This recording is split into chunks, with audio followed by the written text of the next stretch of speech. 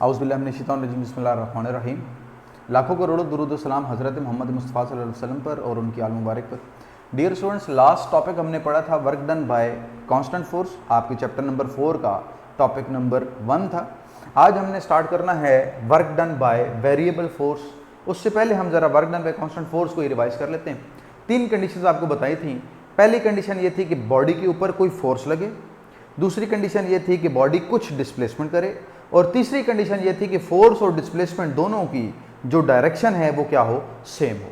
अगर direction same नहीं होगी तो फिर फोर्स का वो कंपोनेंट आपने लेना है जो इन दी डायरेक्शन ऑफ डिस्प्लेसमेंट होगा, यानी कि रिस्पॉन्सिबल कंपोनेंट। आज हमने स्टार्ट करना है work done by variable force. इस work done by variable force को समझाने के लिए मैं एक छोटी सी एग्जांपल से स्टार्ट करूंगा, फिर हम इसकी डेफिनेशन और बाकी चीजें करते हैं। फॉर एग्जांपल स्टूडेंट्स, आपके पास एक बॉडी है, एक बॉल है जिसके ऊपर कोई फोर्स लगती है F1 5 न्यूटन, और बॉडी कुछ डिस्प्लेसमेंट कवर करती है 3 मीटर। फिर इसी बॉडी के ऊपर एक और फोर्स लगती है 4 न्यूटन, और बॉडी डिस्प्लेसमेंट कवर करती है 2 मीटर। और फिर इसी बॉडी के ऊपर फोर्स लगती है 6 न्यूटन, और बॉडी डिस्प्लेसमेंट कवर करती है 4 मीटर का।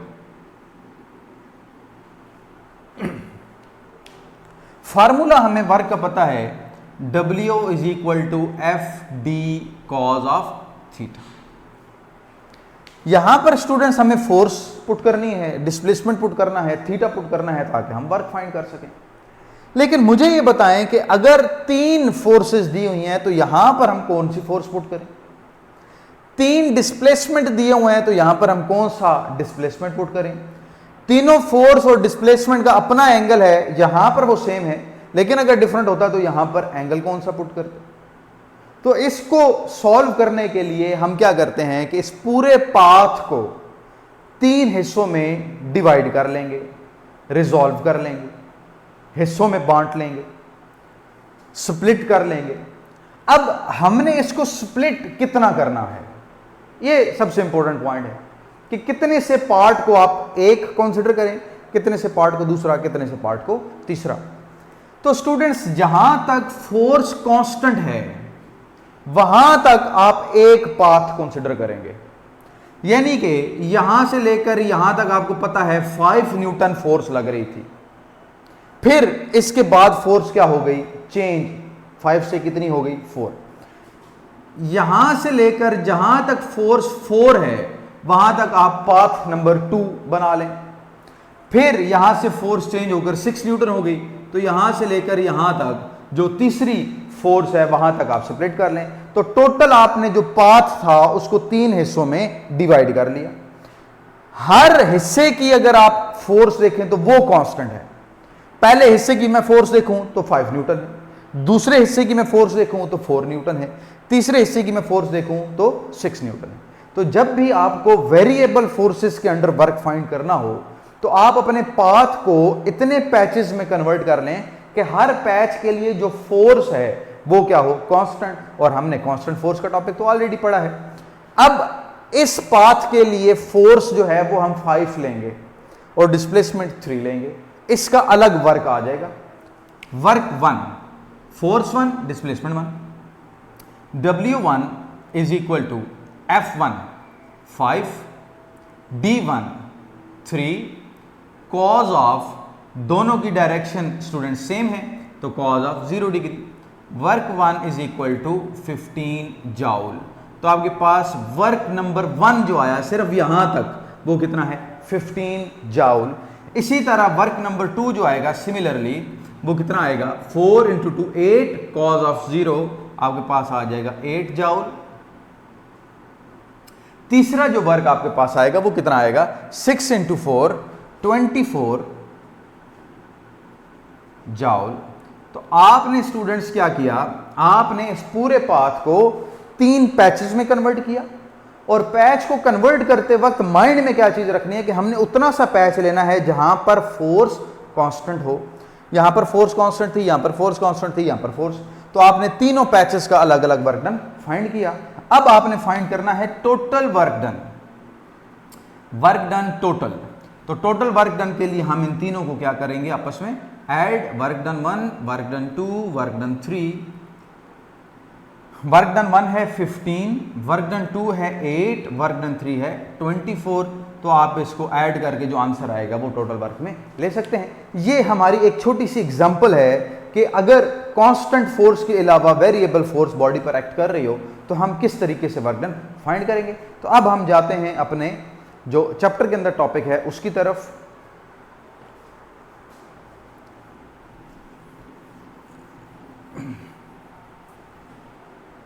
Work done by variable force की तरफ। ये स्टूडेंट्स आपके पास एक पोजीशन है ए, ये एक पोजीशन है बी, और एक बॉडी डिस्प्लेस हो रही है ए से बी तक। ए से बी बॉडी डिस्प्लेस हुई। अच्छा, अब डिफरेंट फोर्सेस इस बॉडी पर एक्ट कर रही हैं। हमने इस पूरे पाथ को कुछ पैचेस में कन्वर्ट करना है, और वो पैच इतना सा होना चाहिए कि उसके ऊपर जो लगने वाली फोर्स है वो कांस्टेंट हो। हम इसको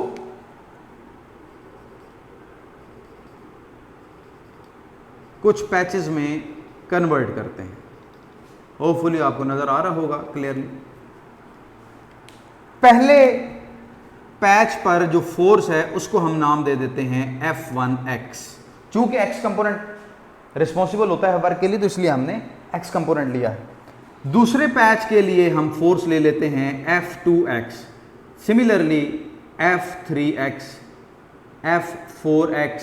जिस तरह मैंने अभी आपको एग्जांपल में समझाया था, करते करते आपके पास जो लास्ट कंपोनेंट बनेगा वो Fnx बनेगा। टोटल जो डिस्प्लेसमेंट थी स्टूडेंट्स वो थी d। आपने उस डिस्प्लेसमेंट को भी छोटे छोटे पैचेस में कन्वर्ट कर लिया, और वो जो एक पैच का नाम है वो हम रख लेते हैं डेल्टा D1, दूसरे का नाम रख लेते हैं delta D2, delta D3, delta D4 और up to delta Dn। Similarly हमने जिस तरह पहले एग्जांपल में किया है कि एक हमारे पास पाथ था, हर पॉइंट पर डिफरेंट फोर्स लग रही थी, तो जितने से पैच के लिए फोर्स कांस्टेंट थी वो पैच हमने क्या कर लिया, सेपरेट कर। अब हम निकालेंगे वर्क डन अलग अलग पैच का। पहले हम निकालते हैं वर्क डन फर्स्ट पैच का। Work done number 1 is equal to F1x into D. F1x से मुराद F1 कॉज ऑफ थीटा 1 है इंटू डी, डेल्टा डी आएगा चूँकि आपने स्प्लिट किया है इसको डेल्टा की फॉर्म में। तो वर्क डन नंबर 1 जो बनेगा वो बनेगा F1 delta D1 cause of theta 1। ये फर्स्ट वर्क डन है। दूसरे पैच के लिए जो वर्क डन बनेगा F2 delta D2 cause of theta 2। Third patch के लिए F3 delta D3 cause of theta 3। आपके पास टोटल जो पैचेस हैं वो n नंबर ऑफ पैचेस हैं, तो nth वर्क आप जब फाइंड करेंगे, work n is equal to Fn delta Dn cos theta. हर पैच का अलग अलग वर्क डन आपने फाइंड कर लिया। अब एग्जांपल में हमने देखा था कि अगर अलग अलग वर्क डन आप हर पैच का फाइंड कर लें तो टोटल वर्क के लिए उन सबको आपस में ऐड करना पड़ता है। अब हम क्या करेंगे, इन तमाम वर्क्स को हम आपस में ऐड करें, यानी कि टोटल वर्क के लिए हम work number 1 plus work number 2 plus work number 3 up to work number n, इन तमाम वर्क्स को आपस में ऐड करेंगे। वर्क नंबर 1 स्टूडेंट्स आपके पास है F1 cos theta 1 delta D1, या आप इसको F1 delta D1 cos theta 1 कर लें, plus F2 delta D2 cos theta 2, F3 up to Fn delta Dn cos theta n। अब स्टूडेंट्स इसको लिखने का एक और मेथड है जिसको कहते हैं समिशन फॉर्म। अगर एक जैसी बहुत सारी क्वांटिटीज आपस में ऐड हो रही हों तो उनको आप एक ही जगह पर लिख सकते हैं समिशन फॉर्म के अंदर। उसको लिखने का मेथड भी आप देख लें क्योंकि आगे सेकेंड ईयर के अंदर भी ये आपके काम आएगा। वर्क डन टोटल को कौन कौन सी सारी क्वांटिटीज आपस में ऐड हो रही थी, फोर्स सब क्वांटिटीज में मौजूद है, डेल्टा डी तमाम फैक्टर्स के अंदर मौजूद है, थीटा कॉज ऑफ थीटा तमाम फैक्टर्स के अंदर मौजूद है। अब हम इसको समिशन की फॉर्म में कैसे लिखेंगे, ये साइन होता है स्टूडेंट समिशन। कौन कौन सी क्वांटिटी, फोर्स समिशन के अंदर आएगी, डिस्प्लेसमेंट समिशन के अंदर आएगा डेल्टा डी, और कॉज ऑफ थीटा समिशन के अंदर आएगी। अब इसकी वैल्यूज कहां से कहां तक चेंज हो रही हैं, 1 से लेकर n तक। किस किस के साथ है ये सबस्क्रिप्ट लिखा हुआ, फोर्स के साथ लिखा है स्टूडेंट्स। तो यहां पर फोर्स के साथ हम एक नया वैल्यू इंट्रोड्यूस करवाएंगे। लेट से हम उसको i का नाम दे देते हैं। डेल्टा डी के साथ भी i लिख देंगे, कॉज ऑफ थीटा के साथ भी i लिख। ये i क्यों हमने यहां पर इंट्रोड्यूस करवाया, क्योंकि हम बताना चाह रहे हैं कि i की वैल्यू स्टार्ट हो रही है 1 से और ख़त्म हो रही है n पर। फोर्स, डिस्प्लेसमेंट और कॉज ऑफ थीटा की 1 से लेकर n तक वैल्यूज जो हैं वो आपस में ऐड हो रही हैं, तो उसको हमने लिख दिया in the form of summation. ठीक है, तो ये आपके पास work done by variable force था। अब इसी work done by variable force को हमने करना है ग्राफिकली, उसको जरा गौर से आप लोग देख लीजिएगा। ग्राफिकल रिप्रेजेंटेशन देख लेते हैं। ग्राफिकल रिप्रेजेंटेशन,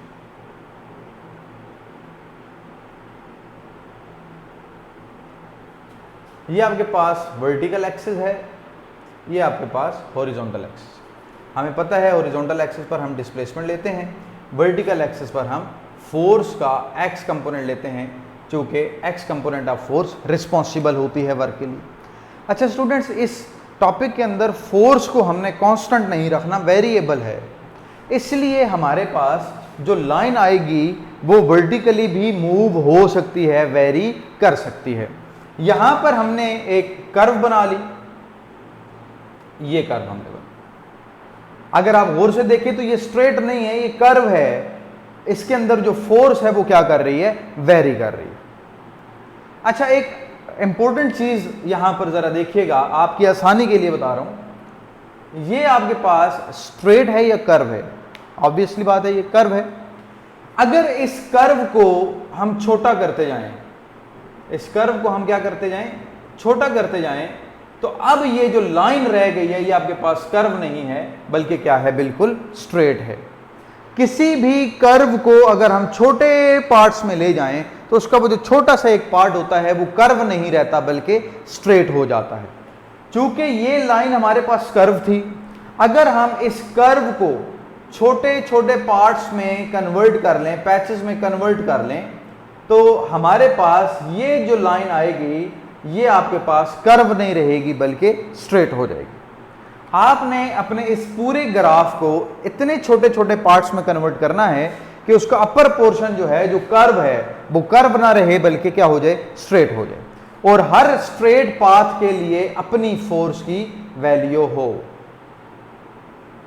यानी कि इसके लिए अलग वैल्यू हो फोर्स की, इसके लिए अलग वैल्यू हो फोर्स की, इसके लिए अलग वैल्यू हो फोर्स की।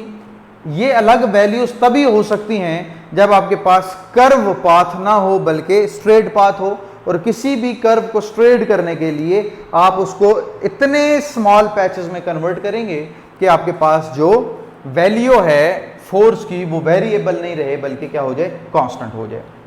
अच्छा, अब हर कांस्टेंट फोर्स के अगेंस्ट कवर होने वाला जो डिस्प्लेसमेंट है उसको हम नाम दे देंगे delta D1, delta D2, delta D3 up to delta Dn।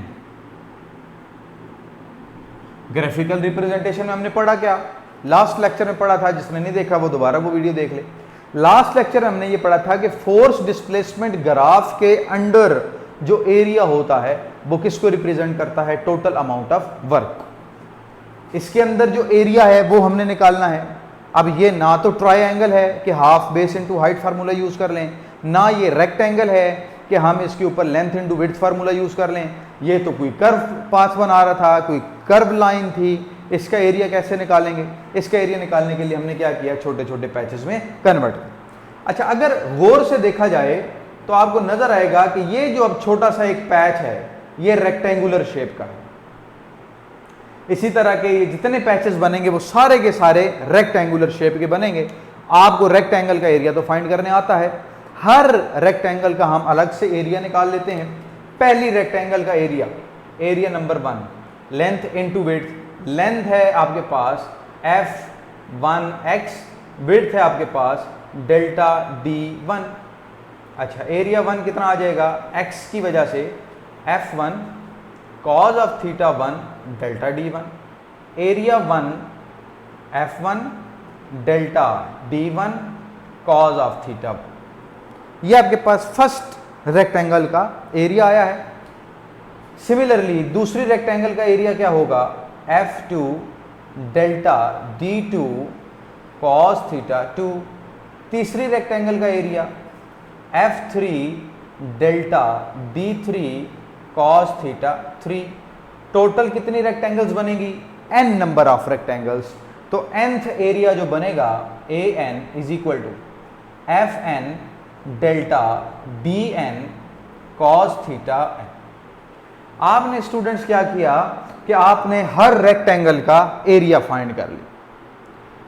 अब टोटल एरिया के लिए हम क्या करेंगे कि इन तमाम एरियाज को आपस में ऐड करेंगे। Area 1, area 2, area 3 up to area n। Area number 1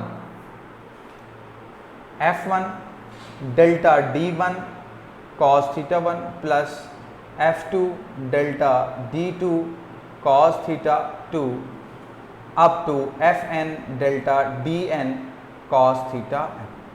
आपने तमाम एरियाज को आपस में ऐड कर लिया। अब हम इसको अगेन समीशन की फॉर्म में लिख सकते हैं। ये समीशन का साइन, कौन कौन सी फैक्टर्स ऐड हो रहे हैं, फोर्स है, डेल्टा डी है, कॉज ऑफ थीटा है। तो यहां पर हम लिख देंगे f delta D cause of theta. Subscript में आपके पास 1 से लेकर n तक वैल्यूज किस किस के साथ आ रही हैं, फोर्स के साथ, डिस्प्लेसमेंट के साथ, थीटा के साथ। कहां से कहां तक, तो हम बता देंगे कि i की वैल्यू 1 से स्टार्ट हो रही है और n तक जा रही है। ये आपके पास इक्वेशन नंबर 1। अब अगर आप स्टूडेंट्स यहां पर देखें तो आपको ये वैल्यू नजर आ रही है, ये हमने जो वर्क डन की निकाली है। अगर आप इस वैल्यू को और एरिया को आपस में देखें तो ये दोनों आपस में इक्वल नजर आ रही हैं। मैं उसी वैल्यू को यहां पर लिख लेता हूं, work total is equal to summation i की वैल्यू 1 से लेकर n तक fi delta di cos theta. दो इक्वेशंस की अगर राइट हैंड साइड इक्वल हो, वी नो कि उसकी लेफ्ट हैंड साइड भी आपस में इक्वल होती है, तो हम लिख सकते हैं hence we can write as total area is equal to total work. तो हमने लास्ट लेक्चर के अंदर भी यही चीज प्रूफ की थी कि जब भी फोर्स डिस्प्लेसमेंट